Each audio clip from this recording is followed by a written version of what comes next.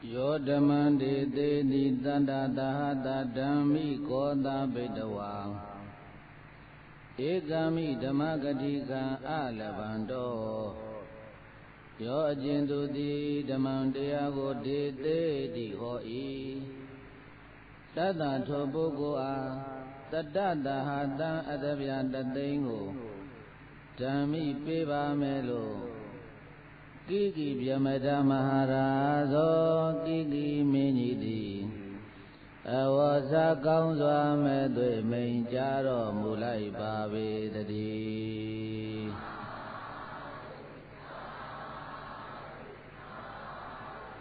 Tata Babaya Shinkoromya Yedadana Roji Kwe Dwabi Di Nauma Kiki Vyamada Menjihaတရားတော်ကိုနာကျင်လွန်းလို့တိုင်းပြည်တွေကိုစီတီးပြီးတော့လှဲ့လေကြွေးကြော်စေတယ်တဲ့ကတ္တဗမြတ်စွာဘုရားရှင်ကိုရောမြတ်ရဲ့တရားတော်တပုတ်တကာထာလေးကိုပဲရဟောပြောပြသနိုင်တဲ့ပုဂ္ဂိုလ်ရှိရင်လာပြီးတော့သူ့ကိုဟောပြောပါဓမ္မပူဇာအနေနဲ့အတပြာတသိန်းပူဇော်ပါမယ်လို့ဆိုပြီးတော့မူကြီးမယသေနာပတိတွေကိုတိုင်တော်ပြည်တဲ့ကိုလှည့်ပြီးတော့မောင်းတီးပြီးတော့စီခတ်ပြီးတော့လဲကြွေးကြော်တော်လဲပဲသာသနာတော်ကွယ်သွားပြီဖြစ်တဲ့အတွက်ကြောင့်မို့လို့ဘုရားရှင်ကိုရောမြတ်ရဲ့တရားတော်တွေကိုနှုတ်ငုံဆောင်ထားတဲ့ပုဂ္ဂိုလ်တဦးတယောက်မှမပေါ်ဘူးတဲ့ဒါကြောင့်မို့လို့ဘုရားရှင်ကိုရောမြတ်သာသနာတော်ကြီးနဲ့ကြုံနေတဲ့ဘုန်းကြီးတို့ယောဂီတွေအခုတရားနာခွင့်တရားအထုတ်ခွင့်နေရသလားမရဘူးလားကဲဒါလေးဆိုကြည်သားမှာကိကိပြမဒဖြစ်လာတော်ခါ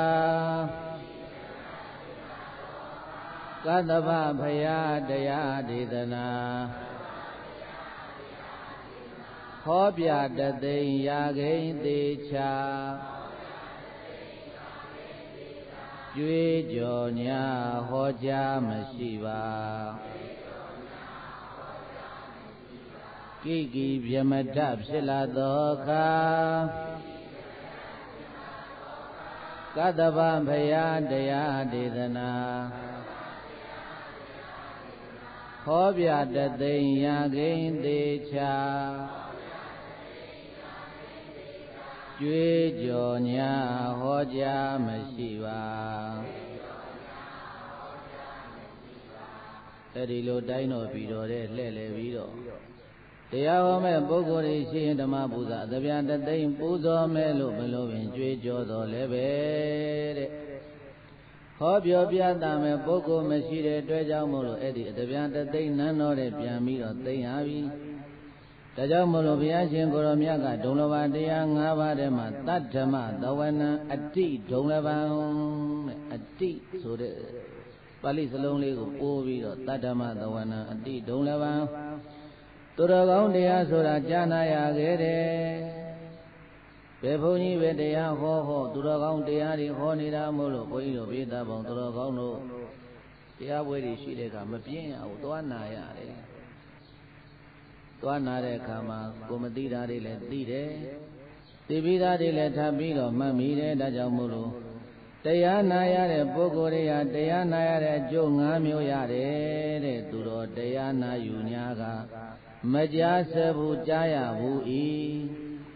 ကြားဘူးပြီးပြန်ထမှန်၍ရှင်လွတ်ကင်းယုံမှဖြောင်းသာအယူစိတ်ကြည်ဖြူဒီငါစုရမြေကြိုးဒီတဲ့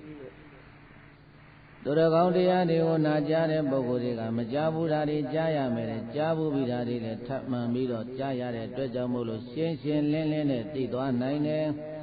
လွတ်ကင်းယုံမှကိုယ်စိတ်ထဲမှာတွေးဝေနေတဲ့ယုံမှနေတဲ့တန်တရာတွေလည်းပဲလွတ်ကင်းနိုင်တယ်ဖြောင်းသားအယူတဲ့အယူတွေလည်းဖြောင်းမှပြီးတော့လာမယ်စိတ်ကြည်ဖြူသည်ငါစုရမြေကြိုးဒီတဲ့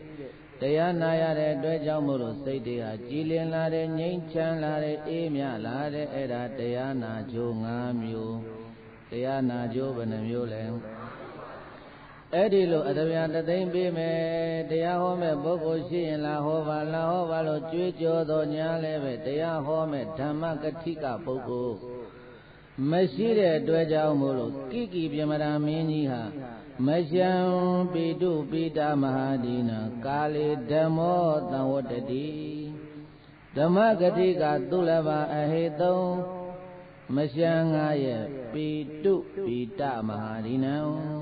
အဖအဖိုးအစရှိသည်တို့ဤသူရဲ့ခမဲတော်ဘိုးလောင်းတော်ဘေးလောင်းတော်တို့ရဲ့ကာလေလက်ထက်တော်ခါကာလမှာဓမ္မောတရားတော်သည်သံဝတ္တတိကောင်းစွာဖြစ်၏သံဝတ္တတိကောင်းစွာဖြစ်၏ဓမ္မဂတိကာတရားဟောတတ်သောပုဂ္ဂိုလ်တို့သည်သူလည်းပါရလွယ်ကုန်သည်အဟေသုံးကောင်းစွာမဲ့သွေဖြစ်ပါ၏ဣဒာနိပနာယခုအခါ၌ကစတုပ္ပတိကဂါထာမတ္တံပိလေးပါဒမြရှိသောဂါထာကိုသောလေးကထင်တော်ဟောပြောတတ်သောပုဂ္ဂိုလ်သည်ကဒုံလည်းဘောရခဲ့ပါပြီတယ်လို့အဘာတိကောင်းစွာမဲ့သွေညီညွတော်မူလိုက်ပါပေသတည်း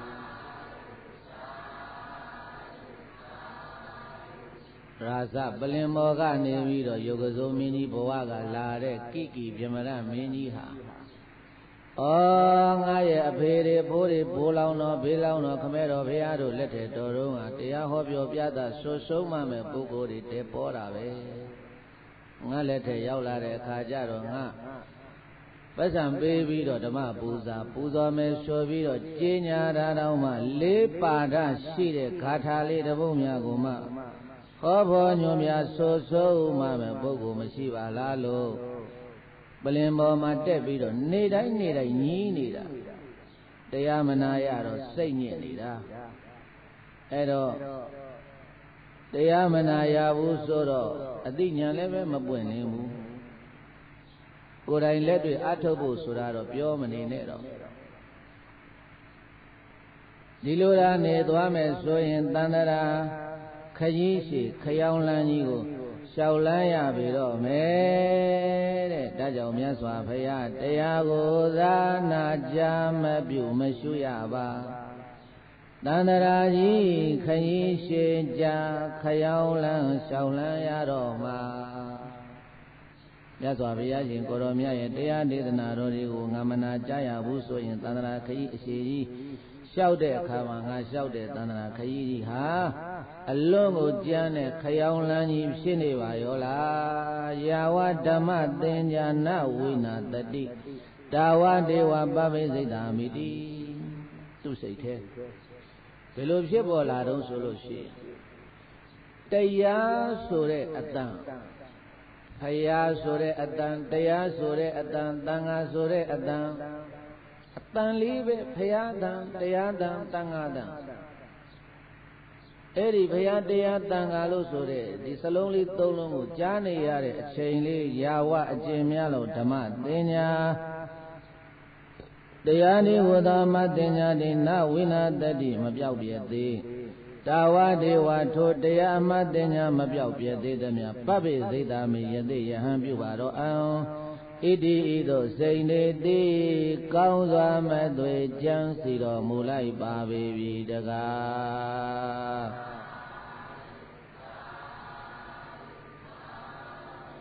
ကိကိပြမနာမင်းကြီးစိတ်ကူးဘလို့ပေါက်သွားတော့လို့ဆိုတော့ဖယားတရားတန်ခါလို့ဆိုတဲ့ဒီအတန်လေးသုံးတန်မပြောက်ခင်လေးမှာတရားတိဟုသောအတန်လေးမပြောက်ခင်လေးမှာတော်တဲ့တောင်းနဲ့ဝင်ပြီးတော့ယသိယဟန်ပြုတ်ပြီးတော့နေတာကောင်းတယ်တဲ့သူ့ကိုယဟန်ကိုပေးမဲ့ပုဂ္ဂိုလ်လည်းတပါးမှမရှိတော့ဘူးယသိကိုပေးမဲ့ပုဂ္ဂိုလ်လည်းတပါးမှမရှိတော့ဘူးဒါပေမဲ့လို့ယဟန္တာအလောင်းပဲဂေါတမမြတ်စွာဘုရားလက်ထက်မှာဒီပုဂ္ဂိုလ်ကယဟန္တာဖြစ်မဲ့ပုဂ္ဂိုလ်ပဲဒီတော့သူ့ပါရမီကသူ့နှိုးဆော်လာတဲ့အခါကျတော့ကဲဒီဒီနန်းနေကျငန်းနေစွန့်ပြီးတော့တော်တဲ့တောင်းထဲမှာငါပဲတယောက်တည်းသင်္ကန်းဝတ်ပြီးတော့သွားကျင့်နေတာကောင်းတယ်လို့ဆိုပြီးတော့အဲ့ဒီကိကိပြမရမင်းကြီးဟာမနဲ့ဝေလီဝေလင်းအချိန်မှာပေါင်းနေနှထောင်းနေဆွလွယ်တွေအကုန်ချွတ်တာမန်အယတ်သူအယတ်သားတွေဝတ်တဲ့အဝတ်ကိုဝတ်ဆင်ပြီးတော့ထီးတွေနန်းနေကျငန်းတွေကိုစွန့်ခွာပြီးတော့သားတော်သမီးတော်တွေအကုန်လုံးထားပြခဲ့ပြီးတော့ဘသူကိုမှအတိမပေးပဲနဲ့ မြို့တွေကနေပြီးတော့မြို့ပြင်ကိုထွက်ပြီးတော့အလုံးလုံးတဲ့လူတွေနဲ့ရောပြီးတော့နန်းတော်ကနေဆင်းလို့တာမန်အရဝတ်အရာစားဝယ်ပြီးတော့အဲ့ဒီလူတွေနဲ့ရောပြီးတော့တခါတည်းမြို့ပြင်ကိုထွက်တာဒီဒေနန်းနေကျန်ကန်းတွေကိုဆွန်ပြီးတော့တိကိပြမရမင်းကြီးကထွက်လာတာပဲသွားလို့သွားမှလည်းမသိထွက်တော့ထွက်လာတာပဲသင်္ကန်းလည်းမပါဘူးပြောတော့တာသင်္ကန်းဝတ်ချင်နေတဲ့သာသနာမှမရှိတော့ဘဲနဲ့သင်္ကန်းလည်းမရှိတော့ဘူးအကုန်ပြောက်တာဘုန်းကြီးတို့သာသနာတော်ကြီးစကွယ်ရင်လိန်ခသာသနာတဲ့အသွင်ကစကွယ်တယ်အဲ့ဒါဘယ်ကစကွယ်တော့ဆိုလို့ရှိရင်ဧကတိကအရင်စကွယ်တယ်အခုယဟန်ဒီဝတ်ထားတာအောက်မှာဝတ်တာသင်းမိုင်လို့ခေါ်တယ်အပေါ်မှာဝတ်တာဧကတိလို့ခေါ်တယ်အလုံးဒီသင်းမိုင်နဲ့ဧကတိနှစ်ခုကိုပေါင်းချုပ်လို့ရှိရင်နည်းနည်းပိန်တဲ့ဘုန်းကြီးဆို73ပေါက်လောက်ချုပ်ရတယ်ဝါတဲ့ဘုန်းကြီးဆို14ခိုက်လောက်ချုပ်ရတယ်ဆိုတော့ဒီဧကတိကြီးကတခါတည်းအကြီးကြီးဆိုတော့သာသနာကွယ်ပုံလေးနည်းနည်းပြောမယ်ဒီဧကတိကြီးကကြားတော့ဝတ်ရတာခဏခဏရမ်းလိုက်ချလိုက်ဟိုလှုပ်ရှုပ်ပါလေဆိုပြီးတော့ဧကတိကိုခြုံမော်ပြစ်တင်မလိုက်တာခြုံမော်ပြစ်တင်ပြီးတော့အဲ့ဒီဧကတိတဲကလက်ညှိုးလောက်ရှိတဲ့သင်္ကန်းလေးကတ်ကြီးလေးနဲ့ကိုင်ပြီးတော့လေပင်ထဲမှာဆွဲထားတာဧကတိကလေတိုက်ပြီးတော့ဘယ်လွင့်သမားမသိတော့ပျောက်သွားတော့အဲ့ဒါဧကတိအရင်ကွယ်တာအောက်မှာဝတ်ထားတာသင်းမိုင်တဲ့သင်းမိုင်ကတဲ့လူတွေလိုပစိုးလိုဘွင်းထုတ်ပြီးတော့ဝေးရတာမဟုတ်ဘူးဒီတိုင်းအကွဲလိုက်ကြီးဝေးရတော့ကြအလေးလေးရပြီမိတော့ကြကမန်းညိုးပါဗျာမိနေဆိုတော့ခဏခဏရှော့ကြတော့ဒီသင်းမိုင်ကလည်းရှုပ်ပါတယ်ကွာဆိုပြီးတော့သင်းမိုင်ချုပ်ပြီးတော့အဲ့ဒီသင်းမိုင်ထဲကနေပြီးတော့လက်သန်းလောက်ရှိတဲ့သင်္ကန်းစာလေးကတ်ကြီးလေးနဲ့ကိုက်ပြီးတော့လေဧကတိနဲ့သင်းမိုင်ကွယ်ပုံပရိသတ်ကြီး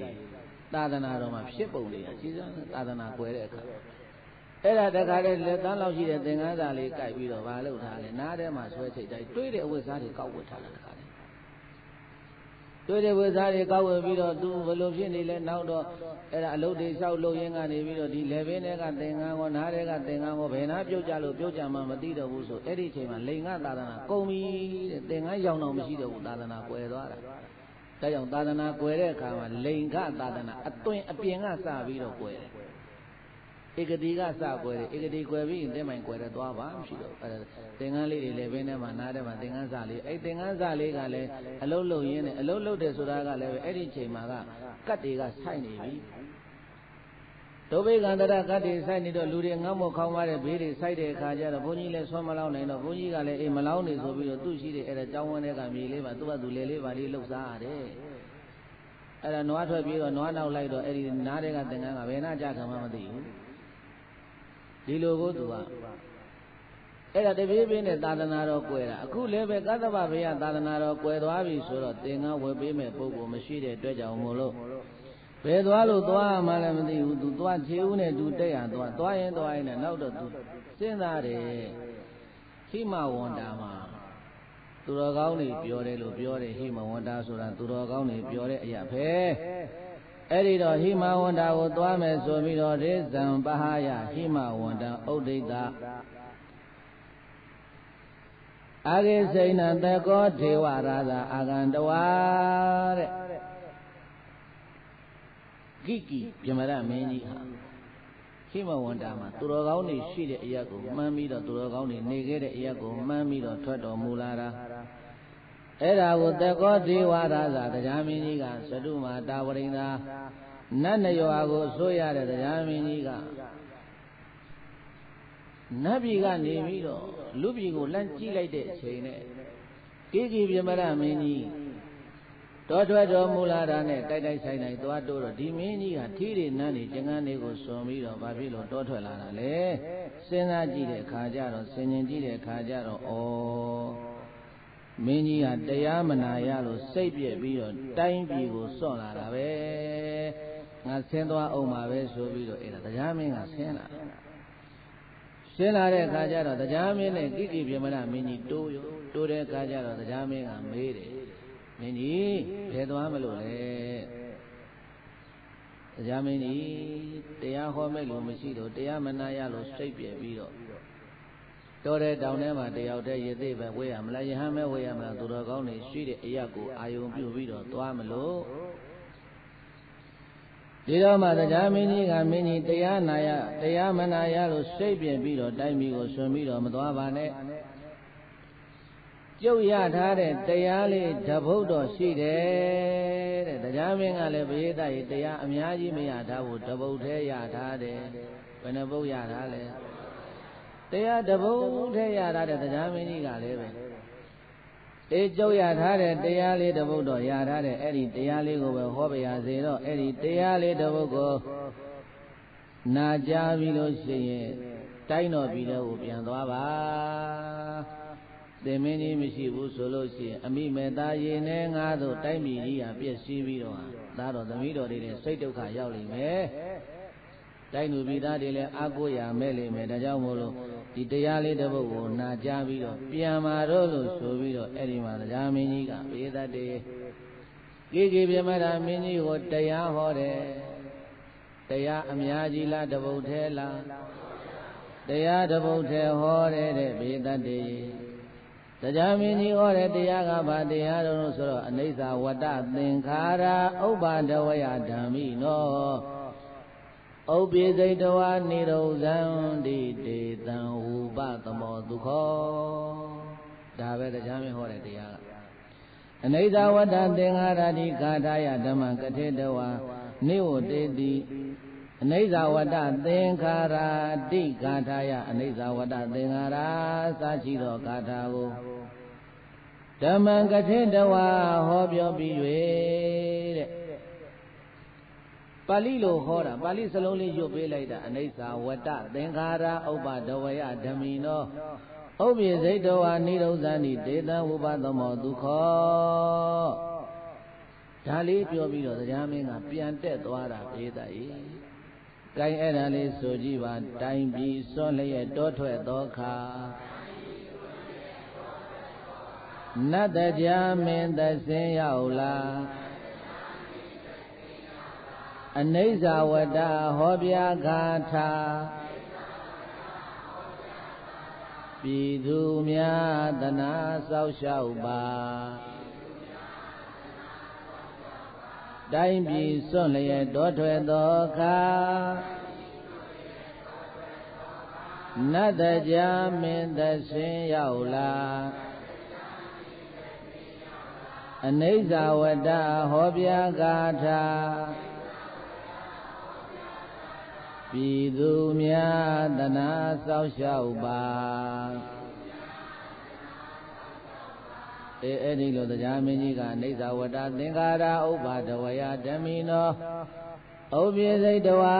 နိရောဇန္တိတေတံဝုပသမောဒုက္ခောလို့ဆိုတဲ့တရားဂါထာကိုဟောလို့ပြီးလဲပြီးရောဘေးတတ်တေနတ်ပြည်ကိုပြန်တက်သွားတယ်ဘယ်ကိုတက်သွားလဲနတ်ပြည်ကိုပြန်တက်သွားတယ်ဖြုတ်ဆိုပြန်တက်သွားတယ်ပြန်တက်သွားတဲ့အခါကျတော့ကဘာပြောသွားတယ်အဓိပ္ပာယ်မသိဘူးဒီပါဠိရဲ့အဓိပ္ပာယ်အဓိပ္ပာယ်မသိတော့ကဘာလို့ရမှလည်းမသိဘူးဘယ်လဲဒါသူဟောသွားတဲ့တရားဟာဘာလဲတရားအထုတ်ပုံအထုတ်နည်းပြောသွားတာလားဒါမှမဟုတ်ခန္ဓာကိုယ်ရှုဖို့လို့ဘယ်လိုဆင်ခြင်မလဲဘယ်လိုမှတ်မလဲဘာမှလည်းပြောမသွားဘူးဒီတရားမင်းကလည်းပဲနိစ္စဝတ္တသင်္ခါရဥပ္ပါဒဝရဓမ္မိနောဥပ္ပိစိတဝါနိရောဇန္တိတေတံဝုပသမောသူခေါ်ပြီးပြန်မယ်ဆိုတက်သွားရောဆိုတော့ခွာကြနေတယ်ကိမင်းကြီးကဘုန်းကြီးတို့ယောဂီများနဲ့တော့တခြားစီပဲဒီမှာယောဂီတွေပါဠိတွေပြောလိုက်မြန်မာလိုပြောလိုက်အဓိပ္ပာယ်တွေပြောလိုက်လင်္ကာတွေပြောလိုက်နဲ့ကံကောင်းတယ်တရားနာနေရတာကံမကောင်းဘူးလားဒီနေ့တရားဘယ်နှချိန်နာရလဲဒီနေ့တရား3ချိန်နာရတယ်9နာရီတို့တစ်ချိန်ဟောတယ်နေ့လည်းတစ်ချိန်ဟောတယ်ညနေတစ်ချိန်ဟောတယ်ဟင်တရားခဏခဏနာနေရတာဟုတ်တယ်မဟုတ်လားဟိုမှာတရားနာခြင်းလို့ပတ်စံတသိန်းပေးပြီးတော့လိုက်ရှာတာတော့မှသာသနာကွယ်သွားတော့တရားနာခွင့်ရသလားအေးပြောသွားတာကလည်းပါဠိစလုံးကြီးဘယ်လိုမှနားမလဲဘာပြောလို့ပြောသွားမှလည်းမသိဘူးနိစ္စဝတ္တသင်္ခါရသူဒါပဲယူပြီးတရားမင်းကချက်ချင်းပြန်တက်သွားတာ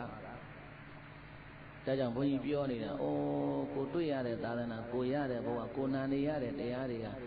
အနိတ္တရရှိတယ်ဘယ်မှာပဲဘုန်းကြီးခေါ်တရားသွားနာပုဂ္ဂိုလ်မရွေးရဘူးတရားဆိုတာနာရတယ်တချို့ပုဂ္ဂိုလ်ရွေးတယ်တရားနာတို့ကဘယ်ဘုန်းကြီးဟောမှနာတာဘယ်ဘုန်းကြီးဟောမသွားဘူးတခါကြရှိသေးတယ်ဘုန်းကြီးကလည်းဒီနေရာနဲ့ဒီတရားဟောတာဟိုနေရာလည်းဒီတရားပဲဟောတာပဲသူတို့ကတရားရွေးနေသေးတယ်တရားတစ်ပုဒ်ဟောဖို့ကိုမလွယ်ဘူးဘုန်းကြီးတို့ပြည့်တာကြီးအခုဘုန်းကြီးကိုကြည့်သေးမကြည့်နဲ့အခုဒီမှာဟောနေတဲ့တရားတွေကတနေ့ကိုတစ်ပုဒ်ကိုမနှပုဒ်ရှိပြီမသိဘူး တရားမထအောင်ဟာငါယောဂီတွေငါတရားမထအောင်ငါဘာတရားဟောတာကောင်းမလဲဆိုတာခေါင်းကတခါတည်းတွက်ချပါတော့ကိုလဲနေတယ်ကြည်ရတာစာကြည့်လိုက်ကြပြားကြည့်လိုက်ဟိုနာဟာလေးထုတ်ကြည့်လိုက်ဒီနာဟာလေးထုတ်ကြည့်လိုက်အခုနာရတာဘာမှမဟုတ်တာဒီတဏှာကြီးဝဲဆိုရင်တရားကပြီးတာအဲ့ဒီတဏှာကြီးဝဲခေါ်ဖို့လို့9ရက်လောက်ရှာရင်ရှားတယ်တခါက10ရက်လောက်ကြာရင်ကြာတယ်ညတဏှာကြီးထိုးရင်ထိုးတယ်တရားတစ်ပုဒ်ရှားတာမလွယ်ဘူးအဲ့ဒါဒီတရားနဲ့နှပြန်ထားဟောကြည့်ပါလားမနေ့ကဟောတဲ့တရားကြီးဆိုပြီးတော့အိတ်ငိုက်လာဟောသလိုဖြစ်လာကုန်ပြောမလို့တရားဆိုတာလေဟောတဲ့ဓမ္မဂတိကတွေမှာဘုန်းကြီးတို့ပြည်သားကြီးအမတန်ကိုဘုန်းကြီးတို့အနေထားနေကတော့ပေါ့လေတရားရှာရတဲ့အခါမှာအခက်ခဲရှိတယ်တရားလိုက်ရှာစာအုပ်တွေလှမ်းဟိုကြည့်ဒီကြည့်ဟိုဟာတွေကြည့်တရားတွေကြည့်ဟိုဟာဖတ်တရားဖတ်ယူလွယ်အဲ့လိုပဲတွေ့တာအကုန်ကောက်ထည့်ထားရတာတခါလေတရားဆိုတာအချိန်ကြလို့ရှိရင်ထုတ်ပြောရအောင်ဆိုပြီးတော့အခုတော့ရက်က9ရက်ကိုသိကြံကြိုမတိုင်ခင်တရက်နေ့တွေကဟောနေတာအထွက်တရားဟောတဲ့နေ့ထိအောင်ဘာတရားဟောရင်ကောင်းမလဲတရားကောင်းစဉ်ဘယ်လိုပေးရင်ကောင်းမလဲဘယ်လိုမှတ်မိမလဲဒီယောဂီတွေဒါကဘုန်းကြီးတို့ဘက်ကဆာရဖွေရတာကအဲ့ဒီလိုပေါ့ခက်ခဲတွေရှိပါတယ်သို့တော်လည်းပဲဘုန်းကြီးမထအောင်ကတော့တတ်နိုင်သမျှတော့ပေါ့ကြိုးစားပြီးတော့ရှာပြီးတော့အဲ့ဒါဟောနေတာပဲအခုဟောခဲ့တဲ့တရားတွေထဲမှာများတရားကောင်းစဉ်ထပ်တာတော့တရားထပ်တာတို့များပါလားမပါပါဘူးမပါအောင်လည်းပဲဘုန်းကြီးအဲ့ဒါကြိုးစားပြီးတော့ဟောနေတာရှားနေတာပဲရသလောက်တော့ပြောမှာပဲကဲအဲ့ဒီတော့အခုကိကိမင်းကြီးဟောတဲ့တရားတရားမင်းကြီးဟောသွားတဲ့တရားကိုကိကိမင်းကြီးနာပြီးတော့ဘာမှမသိလိုက်ဘာပြောသွားမှလည်းမသိဘူးအဲ့တော့ဘုန်းကြီးတို့ပြည်သားပေါင်းတော်ကောင်းတို့ယထဘူတညာနာယတတ္ထပရိယေတိတဗ္ဗောတဲ့ယုံနဲ့ဓမ္မသင်္ခါရတို့ရဲ့သဘောတရားတွေကိုသဘာဝလက္ခဏာတွေကိုတာမင်ညလက္ခဏာတွေကိုအမှန်တိုင်းသိဖို့လို့ဆိုတာဆရာလိုတယ်တဲ့ဘာလို့တဲ့လဲပြည်သားရဲ့ဆရာလိုတယ်တဲ့ဆရာမရှိတော့တရားသာနာလိုက်ရတာဘုန်းကြီးတို့ပြည်သားရဲ့ကိကိမင်းကြီးကယောဂီတို့လိုအခုလိုဘယ်လိုထားရမလဲတရားဘယ်လိုမှတ်ရမလဲရှုနည်းမှနည်းသူသိသလားရှုနည်းမှနည်းမသိတော့သူအကျိုးမများဘူးဒါပေမဲ့လို့ကိကိဗမရမင်းကြီးကအလွန်ကိုသူတရားနာကျင်နေတဲ့အတွက်ကြောင့်မို့လို့သူနာကြားလိုက်ရတဲ့တရားကိုပဲဝမ်းမြောက်ဝမ်းသာစွာနဲ့ပဲရအောင်နှုတ်ထဲမှာဆောင်းပြီးတော့ပြေတတ်တဲ့နန်းတော်ကိုပြန်လာတယ်ဘယ်ကိုပြန်လာလဲနန်းတော်ကိုပြန်လာတဲ့သောနိဝတိတဝဘဟုံပုံညာကတ္တဝဒေဝမနုဿေတုတန္တရံတော်တဲ့နန်းတော်ရောက်တဲ့အခါကျတော့လည်းပဲဒီအနိစ္စဝတ္တသင်္ခါရဥပါဒဝယဓမ္မိနောဩပိစိတ်တဝနိရုဇံတိတေတံဝုပသောဒုက္ခဒီဂါထာကြီးကိုတခါတည်းအလွတ်ရအောင်ချက်ပြီးတော့ဒါပဲနှုတ်ကနေပြီးတော့ရွတ်နေတယ်အဲ့ဒီနိစ္စဝတ္တသင်္ခါရဂါထာကိုပဲအမြဲတမ်းရွတ်ပြီးတော့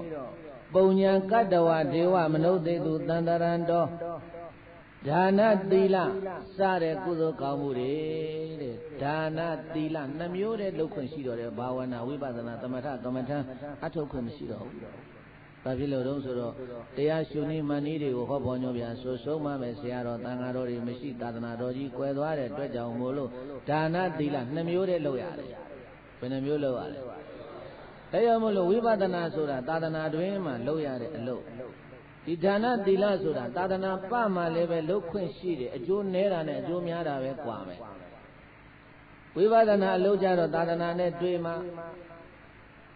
အခုသာသနာကွယ်နေတဲ့အချိန်မှာဝိပဿနာလုပ်ကိုအထုတ်ချင်မှတော့လည်းပဲလုပ်ခွင့်မရှိတော့ဘူးရှုနည်းမှန်နည်းမသိဘူးပြမယ်လို့မရှိဘူးဒါကြောင့်မို့လို့ပုံညာဒါနသီလစတော့ကုသိုလ်ကောင်းမှုကိုကတ္တဝါပြု၍အဲ့ဒီကမနေလို့သေတဲ့အခါကျတော့ဒေဝမနုဿေတုတန္တရံတော်ကိကိဗမရမင်းကြီးဟာအဲ့ဒီကုသိုလ်ကောင်းမှုတွေနဲ့နေစဉ်အနိစ္စဝတ္တသင်္ခါရဂါထာကြီးကိုရွတ်ပါတရစေဒါနသီလကုသိုလ်ကောင်းမှုတွေနဲ့သေတဲ့အခါကျတော့နတ်ပြည်သွားတယ်တဲ့နတ်ပြည်ကနေပြန်ရှင်းလာလူပြည်နတ်ပြည်နဲ့အဲ့ဒီလိုဆုံးဆံသွားလာလိုက်တာဆင်းရဲတဲ့ဘဝကိုမရောက်တော့ဘူးတဲ့ဘဒုမௌဒရမြတ်စွာဘုရားရှင်ကိုရောမြတ်လက်ထက်တော်တို့ကယဟန်တော်တွေကိုရေချမ်းသစ်သီးတွေကိုလှူခဲ့တဲ့ကုသိုလ် အဲ့ဒီကုသိုလ်တွေကလည်းလိုက်ပြီးတော့အကျိုးပေးတယ်ကိကိပြမရမင်းကြီးဘဝမှာဒါနသီလစတဲ့ကုသိုလ်ကောင်းမှုတွေကိုပြုလုပ်ခဲ့တာတွေကလည်းအကျိုးပေးတယ်အနိစ္စဝတ္တသင်္ခါရစရှိတဲ့ကာထာကြီးကိုရွတ်ဖပူဇော်နေရတဲ့ကုသိုလ်ကလည်းအကျိုးပေးတယ်အဲ့ဒီကုသိုလ်တွေပေါင်းစားပြီးတော့ကိကိပြမရမင်းကြီးကလူပြည်နတ်ပြည်စုံစံသွားလာရင်းနဲ့ဣမသမိန်ဗုဒ္ဓဥပါဒေသေတပြနဂရေတိဋ္ဌိကုလိနိဗ္ဗာဒိတဝါတဲ့ဣမသမိန်ဗုဒ္ဓဥပါဒေဟောဒီဂေါရမမြတ်စွာဘုရားရှင်ကိုရောမြတ်ပွင့်တော်မူရာအခါကာလမှာသေတပြနဂရေသေတပြလို့ခေါ်တဲ့မြို့မှာတိဋ္ဌိကုလိတထေမြို့မှာနိဗ္ဗာန်ဒီကောင်းစွာမဲ့သွေဖြစ်ခဲ့ပါပြီတကား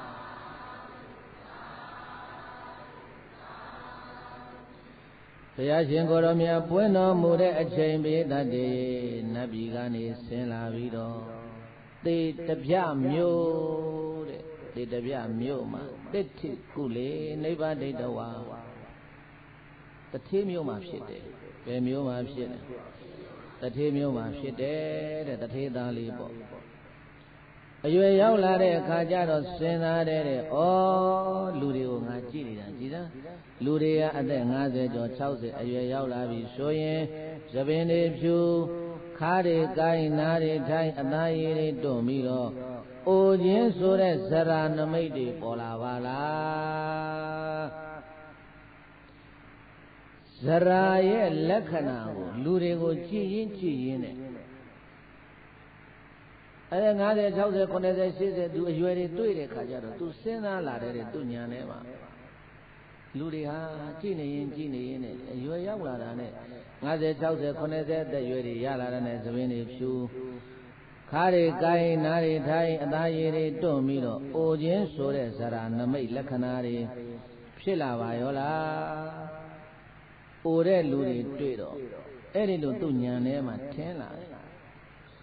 နောက်တဲ့ကယောဂဝေဒနာတွေခံစားနေရတဲ့အိယာပေါ်မှာယောဂဝေဒနာတွေခံစားနေရတဲ့ယောဂတွေကိုတွေ့တော့လည်းပဲဩ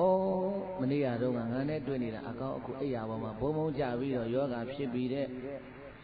ယောဂဝေဒနာတွေအိယာပေါ်မှာလဲလျောင်းပြီးတော့ခံစားနေရတဲ့နာတဲ့ပုဂ္ဂိုလ်တွေကိုတွေ့တော့လည်းပဲဘေဒတေရေအဲ့ဒီမှာသံဝေကဉာဏ်လေးဖြစ်တယ်။ဘာဉာဏ်လေးဖြစ်လဲ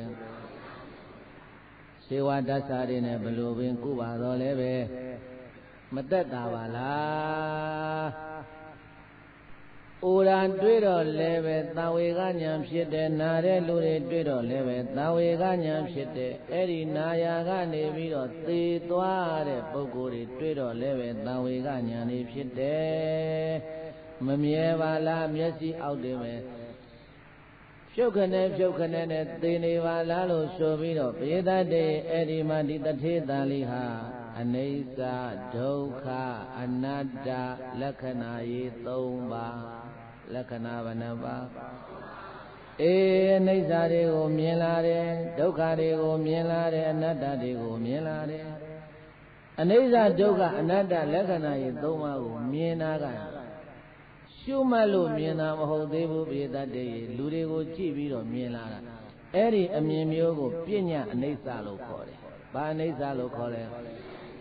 ပရမအနိစ္စကိုမမြင်သေးဘူးခန္ဓာနဲ့ညာဆိုင်ပြီးတော့မရှုရသေးလို့ပရမအနိစ္စကိုမမြင်သေးဘူးပညာအနိစ္စကိုမြင်နေတယ်ပညာဒုက္ခကိုမြင်နေတယ်ပညာအနတ္တကိုမြင်နေတယ်ဘာဖြစ်လို့တော့တဲ့ခန္ဓာကိုယ်နဲ့ညာဆိုင်ပြီးတော့မရှုရသေးလို့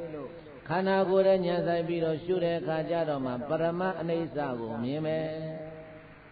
ဖြစ်ပြဆိုတာပဇာကအနိစ္စဒုက္ခအနတ္တဒါကလူတိုင်းပြောတတ်တယ်လူတိုင်းဆိုတတ်တယ်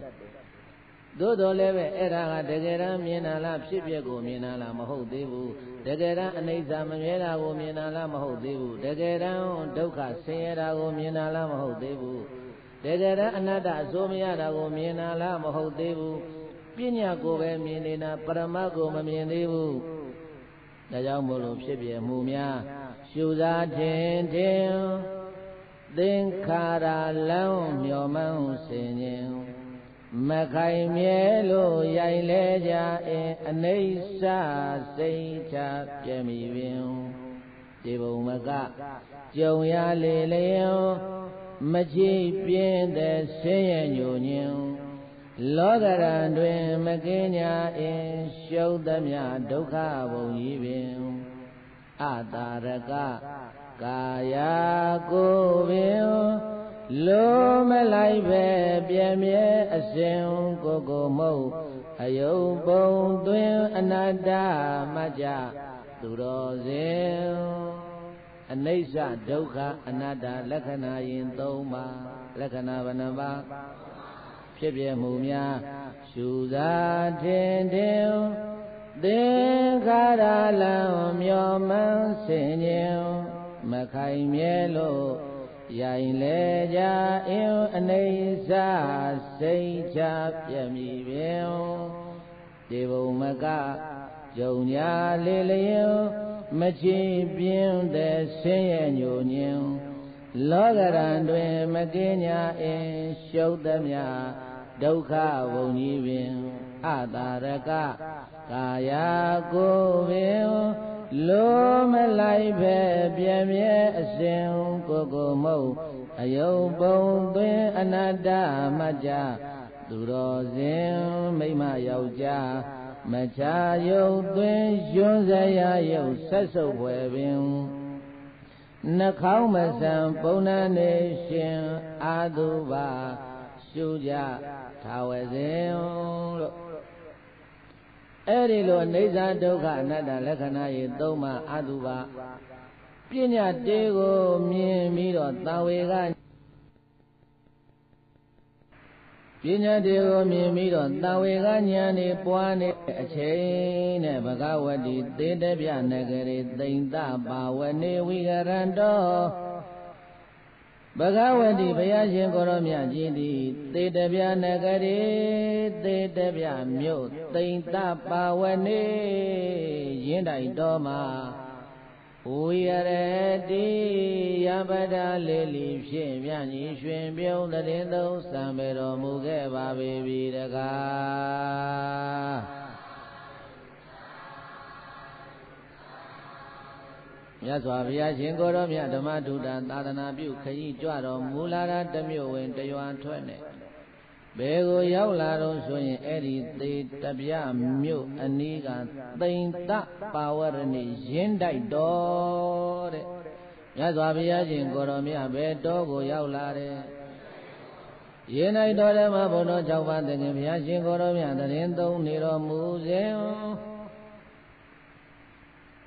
သေတပြမြို့သူမြို့သားတွေကရင်းလိုက်တော်ထဲမှာမြတ်စွာဘုရားသတင်းသုံးနေတဲ့ဆိုတဲ့သတင်းစကားကိုကြားလဲကြားရောပိဋကတ်တွေရှင်မီပန်းနသားတွေလက်ဆွဲပြီးတော့သွားကြတာဘုရားသွားပူဇော်ကြဘုရားတရားနာကြဘုရားသွားရှိခိုးကြဒါနဲ့ဒီတထေးသားလေးဟာအိမ်မော်ကနေခြိနေတယ်လူတွေရုပ်နဲ့ဘာလို့ကြတယ်လက်ထဲမှာလည်းပန်းနေကိုင်းလို့နသားတွေရှင်မီတွေမနေ့ပိုင်းဆိုလဲဆောအုပ်တွေနဲ့သွားနေတာတွေ့တော့မေးတယ်ခင်ဗျားတို့ဘယ်သွားကြမလို့တော့အိုးရင်းလိုက်တော်ထဲမှာလောက၃ပါးမြတ်စွာဘုရားရှင်ကိုရောမြတ်သတင်းသုံးနေတယ်အဲ့ဒါမြတ်စွာဘုရားကိုသွားပြီးတော့တို့ပူဇော်မလို့မြတ်စွာဘုရားဟောတဲ့တရားလေးတို့သွားနာမလို့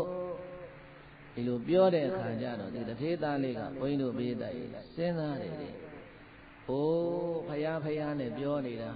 မဂလီဂောတာလပကုဒ္ဒကိသယနာဘေလတ္ထတိတတနိတိကဏနာတပုဒ္ဒတော်ကြနေလေဘုရားဆိုပြီးတော့ဘုရားတွေကြွလာတာတွေကဘာမှချီညိုစရာလည်းမရှိဘူးမိစ္ဆာဒိဋ္ဌိဆရာကြီးတွေကလည်းအဲ့ဒီလိုဆောက်ရှောက်ပြီးတော့သူတို့ကိုသူတို့ဘုရားလို့ဆိုပြီးတော့ပြောပြီးတော့ဆောက်ရှောက်သွားနေတာသူတွေ့ဘူးတဲ့အရောက်မို့လို့အခုလဲလာပြန်ပြီဘုရားဆိုပြီးတော့ဘာဘုရားလည်းမသိဘူးဘယ်လိုပုံစံလဲဘုရားဆိုတာသွားပြီးတော့အကဲခတ်အောင်မယ်ဆိုပြီးတော့ဘုန်းကြီးတို့ပြေးတိုက်အဲ့ဒါဒီတထေးသားလေးဟာဒေတပြမြို့သူမြို့သားတွေနဲ့အတူတူနောက်ကနေကပ်ပြီးတော့သူလိုက်သွားတာဘုရားဆိုတာဘယ်လိုပုံစံရှိတုံးဆိုတာသူသွားပြီးတော့ကြည့်တာလေ့လာသူတွေ့ဘူးတဲ့ဘုရားတွေကတော့သူ့မျက်စိထဲမှာတခုမှတောင်းမတည့်ဘူးလေအဲ့ဒီ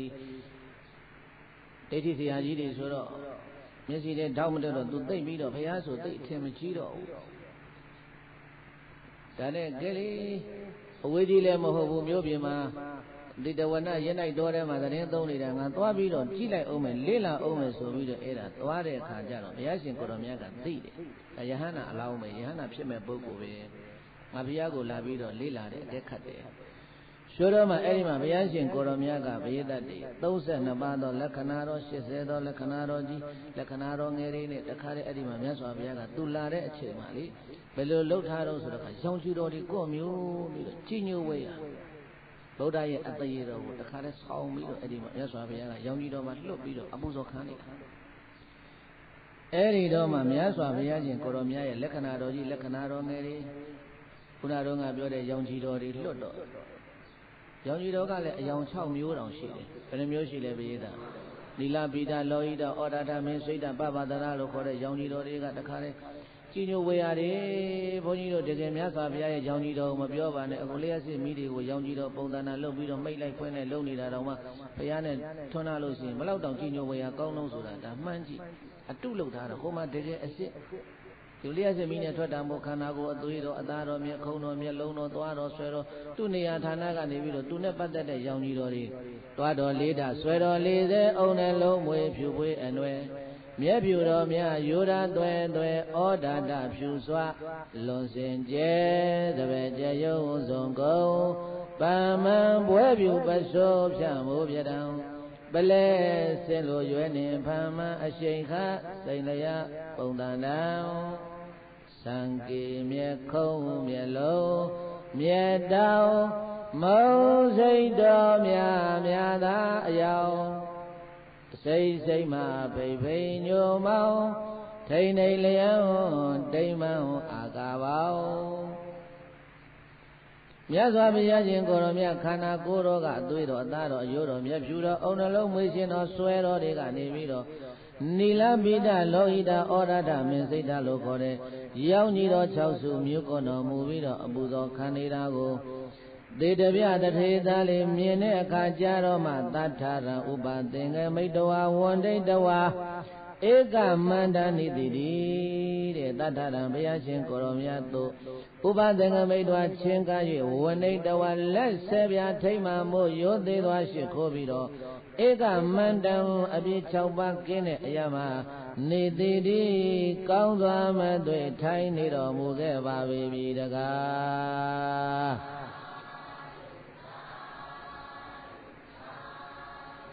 မြတ်စွာဘုရားကိုကြည်ညိုလို့နဖူးမြေကြဥချပြီးတော့အဝေးကနေလှမ်းပြီးတော့ကြည်ညိုနေတယ်။ဒါကိုဘုရားရှင်ကိုရောမြတ်ကတထေသားလေးလာတာကိုသိတော်မူတဲ့အခါကျတော့မှဘုရားရှင်ကိုရောမြတ်ကဒီတထေသားလေးကိုငါဘာတရားဟောရမလဲဘယ်တရားနဲ့နီးစပ်ခဲ့သလဲလို့ပုဗ္ဗေနိဝါဒနုတ္တိအဘိညာဉ်သသမဘာကိုဝင်စားတော်မူတယ်။ဝင်စားတော်မူပြီးတော့ကြည်လိုက်တယ်ဘယ်တရားနဲ့နီးကြတုံးဆိုတာဟုတ်ဒါကြောင့်တရားအလုပ်ဆိုတာဘုန်းကြီးတို့ပြည်သားပေါ့သေးသေးမအောင်မင်းနဲ့ကြိုးစားပွားများအထောက်ထားကျွတ်ချိန်တန်လို့ဘုရားနဲ့တွေ့ရင်မြတ်စွာဘုရားရှင်ကိုရောမြတ်ကဒီယောဂီကဒီအမျိုးကောင်းသားဒီမျိုးကောင်းသမီးကဘယ်တရားကိုအထုတ်ခဲ့တုံးဆိုတာကိုရှင်းရင်ပြီးတော့ကြည့်မယ်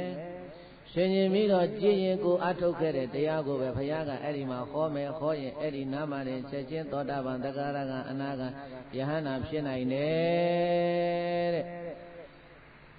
မြတ်စွာဘုရားရှင်ကိုရောမြတ်ရှင်ရင်ပြီးတော့ကြည်လိုက်တဲ့အခါကျတော့ဘုရုမုဒ္ဒရာဘုရားရှင်ကိုရောမြတ်လက်ထက်တော်ကစလို့ယုဂုဇောနမင်းကြီးဘဝအဲ့ဒီတော့ကမျက်စိနဲ့လမ်းမတဲ့သင်္ဃာတော်တွေကိုတည်တည်ရေချမ်းနေလှူဒန်းခဲ့ပုံနေဘုရားအဘိညာဉ်နဲ့ပေါ်လာပြီနောက်တကကတ္တဗမြတ်စွာဘုရားရှင်ကိုရောမြတ်သာသနာတော်ကြီးကွယ်ပြီးတဲ့နောက်ပိုင်းမှာတရားမင်းကြီးရှိကရလိုက်တဲ့အနိစ္စဝတ္တသင်္ဃာရဥပ္ပါဒဝရဓမ္မိနောဆိုတဲ့ဂါထာကို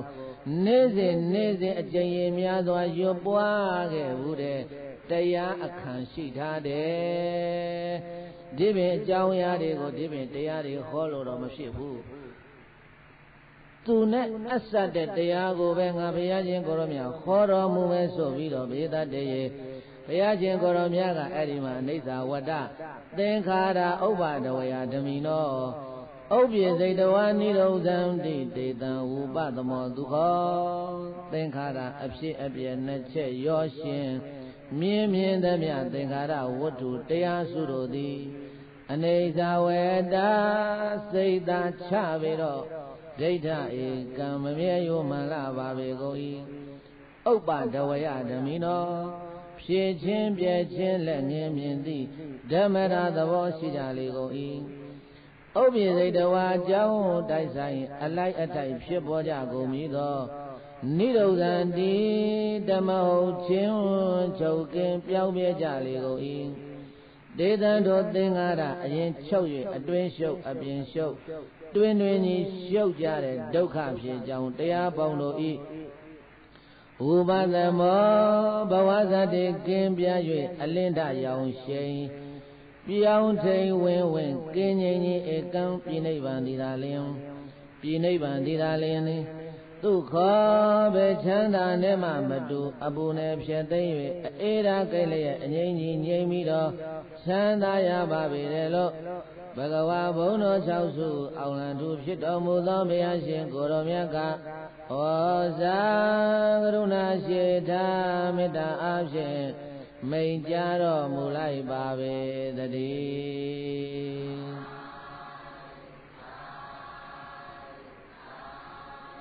းဘုရားရှင်ကိုယ်တော်မြတ်ကရုပ်ခန္ဓာတွေဟာမမြဲဘူးအနိစ္စဒီတော့မှဘုရားဟောတဲ့တရားသူသိချာနာရတာပထမသူမြင်နေတဲ့အနိစ္စကပညာအနိစ္စဘာအနိစ္စလဲအခုဓမ္မဘုရားရှင်ကိုယ်တော်မြတ်ကပရမအနိစ္စကိုဟောနေပြီအဲကြောင့်ဆိုကြည်သားမှာယုံနံတွေကအနိစ္စပါဖြစ်ပြတတ်သောသဘောရှိတာတကယ်ဖြစ်ပြဉာဏ်ထဲမြင်လားယုံနံချုပ်အဟုတ်ချမ်းသာတာယုံနံတွေကအနိစ္စပါဖြစ်ပြတတ်သောသဘောရှိတာတကယ်ဖြစ်ပြဉာဏ်ထဲမြင်လားယုံနံချုပ်အဟုတ်ချမ်းသာတာဘုရားရှင်ကိုယ်တော်မြတ်ကယုံနံလေးကအနိစ္စအနိစ္စအနိစ္စလို့ဟောတဲ့ယုံနံလေးကိုဘာဖြစ်လို့အနိစ္စလို့ပြောရတယ်လဲဆိုရင်ဖြစ်တာပြတ်တတ်သောသဘောရှိလို့အနိစ္စဘာကြောင့်အနိစ္စလို့ပြောတော့ဆိုရင်ဖြစ်တာပြတ်တတ်သောသဘောရှိလို့ဘုရားတို့ဘုရားသားရေဘာကြောင့်အနိစ္စလို့ဟောတာလဲဖြစ်တာပြတ်တတ်သောသဘောရှိလို့အနိစ္စလို့ဟောတယ်ဒါဖြင့်သဘောလောက်တာရှိတာလားဆိုတော့မဟုတ်ဘူးတဲ့ဝိပဿနာရှုလို့ဝိပဿနာဉာဏ်နဲ့တက်လာတဲ့အခါမှာဥဒိယဘယဉာဏ်အဆင့်ကိုရောက်ပြီဆိုရင်တကယ်ကိုပဲယုံနံတို့ရဲ့ဖြစ်ပျက်ကိုယောဂီဟာကိုယ်တိုင်မြင်ရတယ်တဲ့မှတ်နေရင်နဲ့လက်ကနဲ့ဖြတ်ခနဲ့ရုပ်တည်းရဲ့ဖြစ်ပျက်ပုံတွေကိုဥဒိယဘယဉာဏ်ရောက်ရင်မြင်လိမ့်မယ်ပရိသတ်ကြီးဉာဏ်နုသေးတဲ့အချိန်ဆိုတော့မမြင်သေးဘူးဥဒိယဘယဉာဏ်ကိုရောက်ပြီဆိုရင်ရုပ်တည်းရဲ့ဖြစ်ပျက်ပုံကလျင်မြန်လိုက်တာလိုက်မှတ်လို့တော့မရဘူးတဲ့ဥဒိယဘယဉာဏ်ဘာဉာဏ်နဲ့လဲဥဒိယဘယဉာဏ်ကိုရောက်ရင်ယုံနာတို့ဖြစ်ပျက်ကိုမြင်မယ်ဖြစ်ပျက်တွေဟာမမြဲဘူးအနိစ္စမမြဲတာမှဘယ်လိုမမြဲတာလဲမှတ်လို့ကိုမရလောက်လင်းမြန်နဲ့ပြက်နေတာကိုမြင်လိုက်မယ်အဲ့ဒီလိုယုံနာတွေကိုဖြစ်ပျက်တွေကိုမြင်ပြီးတော့ရုပ်တည်းရဲ့လင်မြန်မုံတွေနန်းရဲ့လင်မြန်မုံတွေခရီးသိမ့်မကပြက်နေတာတွေကိုဝိပဿနာဉာဏ်ရက်တန်လာတဲ့အခါမှာဥဒိယဘယဉာဏ်ကိုရောက်လာတဲ့အခါမှာယောဂီဟာကိုယ်တိုင်မြင်ရလိမ့်မယ်တဲ့အဲ့ဒီလိုမမြဲတဲ့အနိစ္စသဘောတရားတွေလင်းမြန်ဖြစ်နေပြက်နေတာတွေကိုကြည်နေရင်နဲ့အဲ့ဒီယုံနာနေစိတ်သုံးချုပ်ငိမ့်ပြီးတော့သွားရင်တကယ်ချမ်းသာတာပါလားလို့တဏှိဒုက္ခနိဗ္ဗာန်ချမ်းသာကြီးကိုတဖြည်းဖြည်းနဲ့ဉာဏ်စဉ်တွေရင့်ပြီးတော့ဉာဏ်စဉ်တွေကတက်ပြီးတော့ဉာဏ်ရင့်လာတဲ့အခါဉာဏ်တက်လာတဲ့အခါမှာနောက်ဆုံးဘုန်းကြီးတို့ပြည်သားပေါင်းသူတော်ကောင်းတို့၏တတ္ထကတန္တိကာရတာယသောအနိစ္စသင်္နာယပါကတံတရဟုတ်တဝါတဏှိဒုက္ခနိဗ္ဗာန်အငြိမ့်တကြီးကိုရှုနေရင်မှတ်နေရင်နဲ့ပဲဉာဏ်စဉ်တွေတက်ပြီးတော့ ယောဂီဟာမြင်ရမယ်တတ္တထောတထေသာလေးအတ္ထထောအနိစ္စဝတ္တဟူသောဂါထာ၌ကတာဓိကာရတယပြုခဲ့ဘူးသောကောင်းမှုရှိသည့်အဖြစ်ကြောင့်သောထိုတထေသာလေးသည်အနိစ္စသင်ညာယမမြဲဘူးဆိုတဲ့အနိစ္စသင်ညာမှာပါကတတရံအလွန်ထင်ရှားသည့်ဟုတ်တော်ဝါဖြစ်၍မြတ်စွာဘုရားကယုံနာဓမ္မသင်္ခါရသဘောတရားတို့ရဲ့မမြဲဘူးအနိစ္စလက္ခဏာကိုထင်အောင်မြင်အောင်ဟောတော်မူလိုက်တော့ငကိုယ်တည်းကလည်းပဲဒီအနိစ္စဝတ္တသင်္ခါရဆိုတဲ့ဂါထာကြီးကိုချိန်ပေါင်းမြောင်များစွာရွတ်ပွားတရဲဆယ်ခဲ့တဲ့ကုသိုလ်ကအကျိုးပေးတဲ့အချိန်ကလည်းရောက်ပြီဆိုတော့မြတ်စွာဘုရားရှင်ကိုရောမြတ်ဟောတော်မူလိုက်တဲ့အနိစ္စဝတ္တသင်္ခါရဂါထာရဲ့အဆုံးမှာပြည့်တတ်တယ်ဂါထာဟောတဲ့အခါမှာမြတ်စွာဘုရားကအကုန်လုံးတခါတည်းတရားမင်းကြီးလိုနေသာဝတ္တသင်္ခါရဥပါဒဝရဓမ္မိနောဥပ္ပစေတဝနိရောဇာနိတေတံဥပသောမသူခေါ်ဒါလေးခေါ်နေမို့အကျက်တဝင့်ခေါ်တာအဲ့ဒီမှာတရားတော်ကိုပါဠိအနဲ့အဓိပ္ပာယ်ပြည့်ပြည့်စုံစုံဟောတော်မူလိုက်တဲ့အခါမှာတထေသာလေးရမိမိရဲ့ခန္ဓာဖြစ်စဉ်ကိုဉာဏ်နဲ့ရှင်းပြီးတော့ကြည့်ပြီတဲ့ယုံနာတွေခဏမစဲဖြစ်ပြနေတာပါလားလို့အဲ့ဒီမှာဘေဒတရဲ့ဒုက္ခနာတဲ့သူညာဆိုင်လို့ရှုလိုက်တဲ့အခါမှာပရမအနိစ္စကိုမြင်ပြီပရမအနိစ္စဘာအနိစ္စလဲအစောတုန်းကမြင်နေရတာကလူတွေသပင်တွေဖြူသွားတွေကြိုးခါတွေကိုင်းနာတွေထိုင်းနာမြင်နေရတာအိမ်ရထဲမှာလူတွေဒုက္ခခံစားနေရတာဝေဒနာတွေခံစားနေရတာလူသေးသွားတာတွေကြည်ပြီးတော့အနိစ္စဒုက္ခအနတ္တအနိစ္စဒုက္ခအနတ္တလို့အဲ့ဒီလိုသူရွတ်နေတာသူမြင်နေတာသူသိနေတာတွေကပညာအနိစ္စအဲ့ဒီပညာကိုခွာလို့ဘုရားရှင်ကိုရောမြတ်ကဒီမှာပရမတ်ဆက်ဆက်ခေါ်ပြလိုက်တဲ့အခါကျတော့မှသူခန္ဓာတဲ့သူစိုက်ပြီးတော့ရှုလိုက်တဲ့အခါမှာယုံနာတွေရဲ့ခန္ဓာမစဲဖြစ်ပြနေတဲ့ပရမအနိစ္စဉာဏ်ရလို့အဲ့ဒီမှာရှင်းရှင်းလင်းလင်းကြီးသဘောပေါက်လာတယ်တဲ့ပရမအနိစ္စသဘောတရားတွေဉာဏ်ထဲမှာထင်လာပြီးတဲ့နောက်ဖြစ်မှုနဲ့ပြည့်မှုကမပြနှိမ့်ဆဲနေလို့ဒီယုံနာတွေကဆင်းရဲတဲ့ဒုက္ခတွေပါလားဖြစ်တော်လည်းပဲသူ့သဘောတိုင်းသူဖြစ်တယ်ပြတ်တော်လည်းပဲသူ့သဘောတိုင်းသူပြတ်တယ်ကိုယ်အလိုကြဘာမှမဖြစ်ပါလားကိုယ်မပိုင်ကိုယ်အစိုးမရတဲ့အနတ္တသဘောတရားတွေပါလားလို့ရှင်းရှင်းလင်းလင်းသိမြင်ပြီးတော့ဘုန်းကြီးတို့ပြေးတိုက်အဲ့ဒီမှာသဘောပေါက်လာတယ်ပထမမြင်နေတာကပရမအနိစ္စပညာအနိစ္စယခုသီလာတာကပရမအနိစ္စပညာနဲ့ပရမကွဲသွားပြီဘာနဲ့ကွဲသွားပြီဖြစ်ပြမှုများရှုစားခြင်းတင်သင်္ခါရလမ်းမျောမှန်းဆင်ញမခိုင်မြဲလို့ရိုက်လဲကြအနိစ္စစိတ်ချပြမီပင်အပြည့်ကိုမြင်သွားပြီအနိစ္စဒုက္ခအနတ္တနဲ့ငါပါးစပ်ကဆိုပြီးတော့နေတာအခုတော့စိုးစရာမလိုတော့ပါလားအနိစ္စနဲ့ပါးစပ်ကဆိုပြီးတော့ရွတ်ပွားခဲ့တာဟာတကယ်တမ်းကျတော့ပညာတွေပဲအခုမြတ်စွာဘုရားရှင်ကိုရောမြတ်ဟောတော်မူလိုက်တော့ခန္ဓာထဲမှာတကယ်မမြဲပါလားဆိုတာတွေကိုရုပ်သဘောနာသဘောတရားတွေဖြစ်ချင်းပြည့်ချင်းသဘောတရားတွေယုံနာဓမ္မသင်္ခါရသဘောတရားတို့ရဲ့နှိမ့်ဆက်တာခံရလို့ဒုက္ခဆင်းရဲတာတွေကိုဖြစ်ချင်နိုင်မဖြစ်ဘဲနဲ့ကိုယ်အလိုကြမဖြစ်ဘဲနဲ့သူဖြစ်ချင်သလိုဖြစ်သူပြည့်ချင်တဲ့အချိန်ကြာရင်ပြည့်တဲ့အနတ္တသဘောတရားတွေကိုဘေဒတေအဲ့ဒီမှာထိုတထေသားလေးဟာမြင်လာပြီးတဲ့ကဲဆိုကြည်သားမှာယုံနာတရား၅ပါးခန္ဓာဖြစ်ပြီးပြည့်ရာအိဋ္ဌပါအဖြစ်အပြည့်နှိမ့်စေဒုက္ခသောမယမัจจအနတ္တယုံနာတရား၅ပါးခန္ဓာဖြစ်ပြီးပြည့်ရာအိဋ္ဌပါအဖြစ်အပြည့်နှိမ့်စေဒုက္ခသောမယမัจจအနတ္တအဲ့ဒီလိုခန္ဓာကိုယ်ရဲ့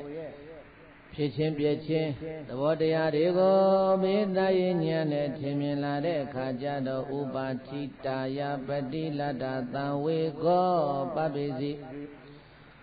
ဥပါတိတာယဉာဏ်၌ထင်နေဖြစ်ကြောင့်ပတိလတ္တသံဝေကောရအပ်သောသံဝေကရှိသည်ဖြစ်၍သောထိုတထေသာလေးသည်ဘဂဝါတော်ဘုရားရှင်ကိုရောမြတ်ရဲ့သာသနေတတ္တမသုံးပြသာသနာတော်မြတ်မှာပပိစီရှင်ယဟန်ပြုတော်မူလိုက်ပါပေပြီတကား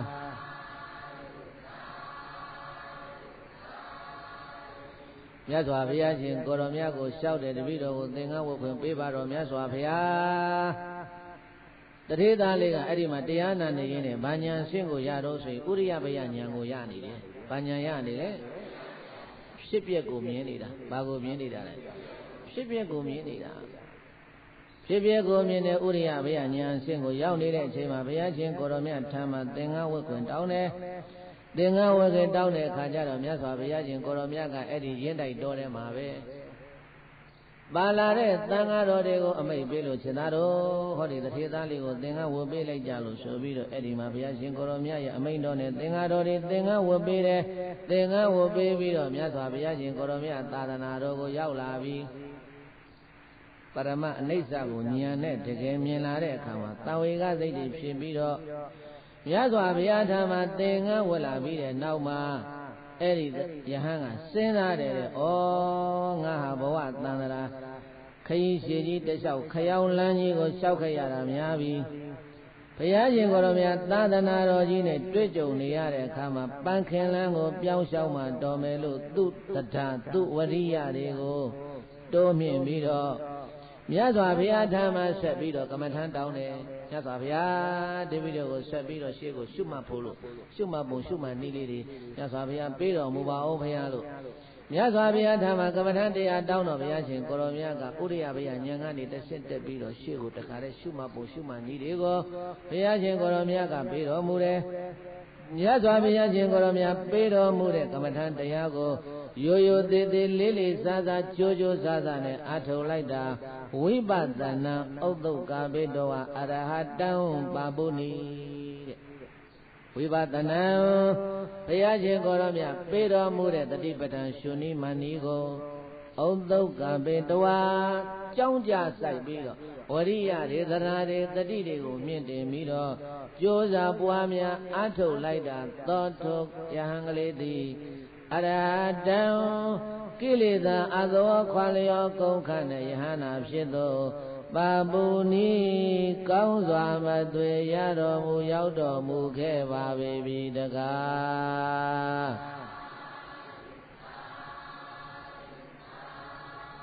ကဲဆိုလိုက်စမ်းမယုံနံဖြစ်ပြက်မှတ်လျက်နေတာဝိပညာရဲ့မစင်ရောက်လာကိလေသာများမအားလျော်စွာကင်းစင်သွားဖြစ်ညာယဟန္တာယုံနံဖြစ်ပြမှတ်လျက်နေတာဝိပညာရဲ့မစင်ရောက်လာ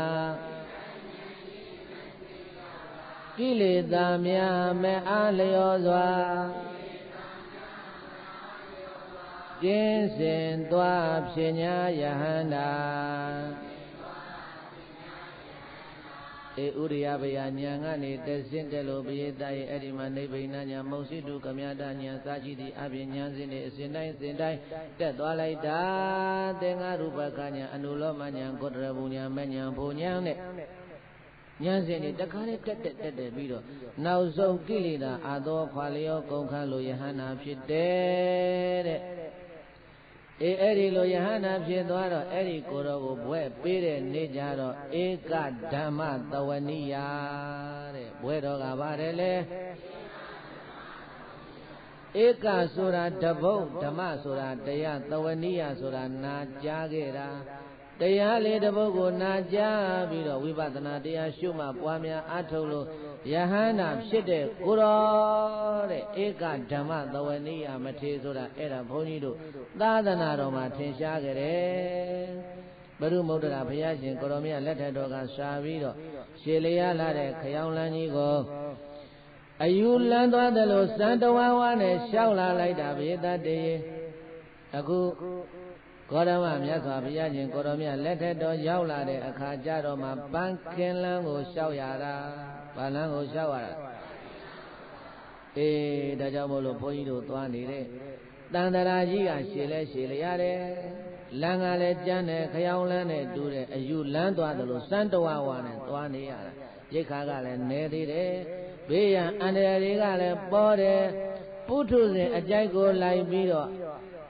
ကာမဂုဏ်အာယုန်တွေကလည်းပဲတန်တရာတွေကမထွက်နိုင်အောင်မြူဆွဲပြီးတော့ထားတဲ့အတွက်ကြောင့်မို့လို့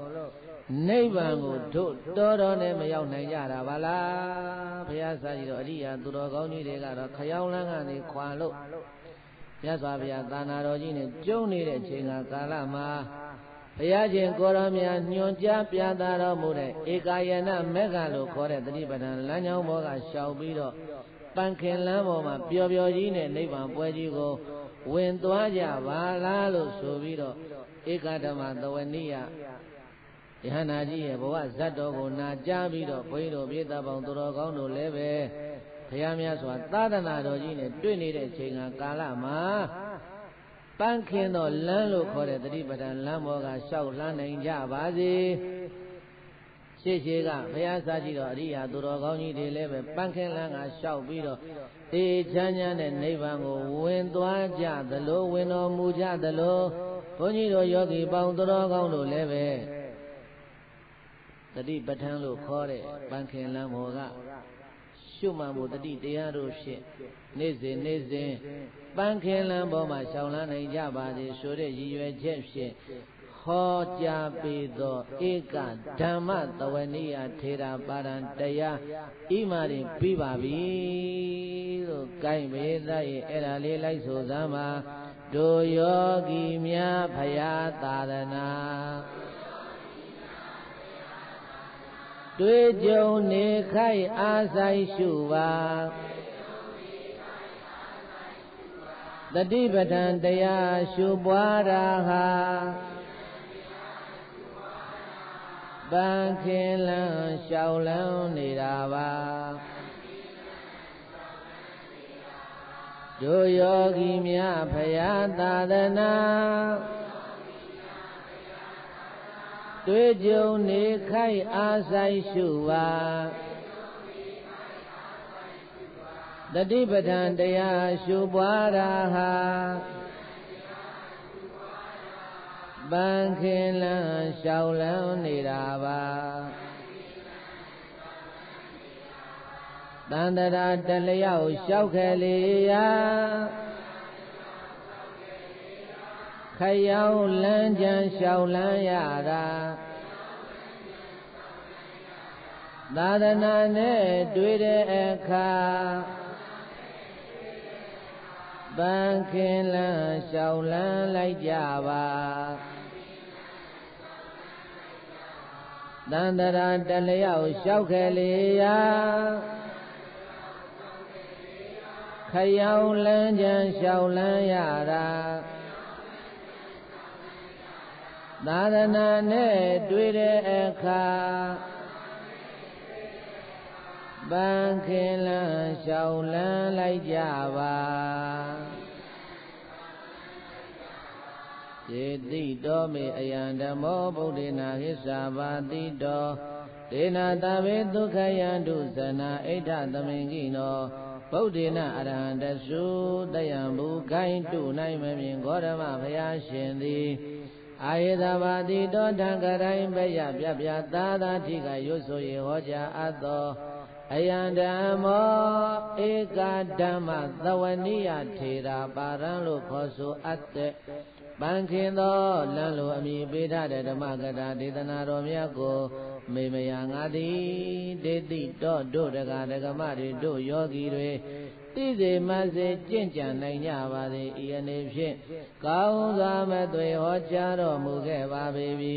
တေနထိုသို့ရှိဘူးဓမ္မဒါနဓမ္မသဝနာဘာဝနာမယပုံညကရိယာကုသိုလ်ထူးကြောင့်သဗ္ဗေကျွေမဲ့ဥသုံးလုံးစုံကုန်သောဇဏတရားနာရောက်လာပေါင်းများစွာတို့သည်အိဋ္ဌသမင်ကြီးတော်မိမိတို့အတိအလိုရှိအားတောင်းတအပ်သောအိဋ္ဌမင်္ဂလာကျက်တွေဖျားဖျားတို့နှင့်ပြည့်စုံကြကုန်သည်ဖြစ်၍ဒုက္ခယံတုယနေ့ကစနိဗ္ဗာန်ရောက်ကြသည့်ဘဝတိုင်အောင်စိတ်ရွှင်လန်း၍ကြံကြံမာမာချမ်းချမ်းသာသာရှိတော်မူနိုင်ကြပါစေကုန်သတည်း